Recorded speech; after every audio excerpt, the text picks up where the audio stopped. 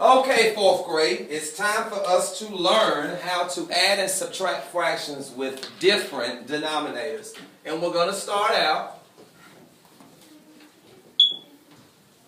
with a denominator of 10 and 100. Just those two. You ought to see a relationship between the numbers 10 and 100. What is the relationship that you see? Well, let's talk about powers of 10. Powers of 10 end in zeros. Notice zeros is plural, with the exception of 10. So 10 to the first, which is 10 times 1, equals 10. 10 to the second, which is 10 times 10, is 100. 10 to the third, or 10 times 10 times 10, equals 1,000. Do you see a pattern? Every time the exponent increases, what happens to the 10? Well, it gets an additional 0. So we're adding and taking away zeros. But to get from 10 to 100, what do? I simply multiply the 10 by 10, and then we have like denominators. Let's look at some examples.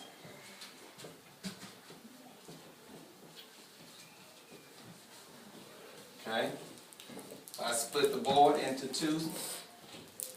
Put an example up here, 4 tenths plus 5 hundredths. Okay, you're going to change the fraction that has a denominator of 10.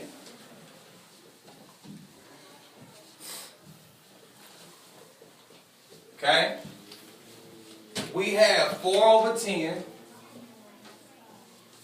plus 5 over 10. Excuse me, 5 over 100. The one that has a denominator of 100 won't change. Just bring it over. Still adding. The one that has a denominator of 10 has to have a denominator of 100. So it will change. So step 2 is multiply the denominator of 10 by 10. So you're going to multiply the denominator of 10 by 10, and it should give you 100. Do the same to the numerator. Make sure you're copying these steps down. If it's going too fast, pause it or stop it. Do the same to the numerator. So if I multiply this 10 by 10, multiply that 4 by 10, and I get 40.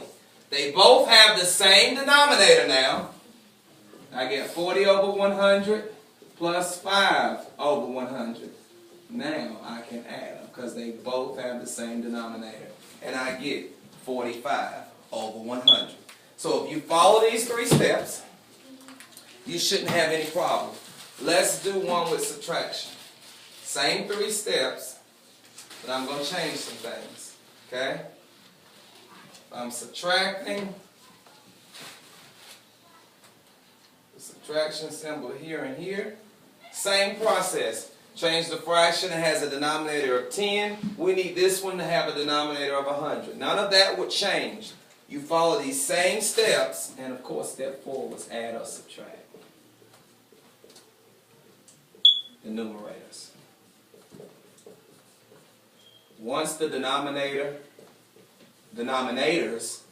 are the same, you don't add or subtract them, you leave them. It's carried over into your answer, and you just add or subtract the numerators.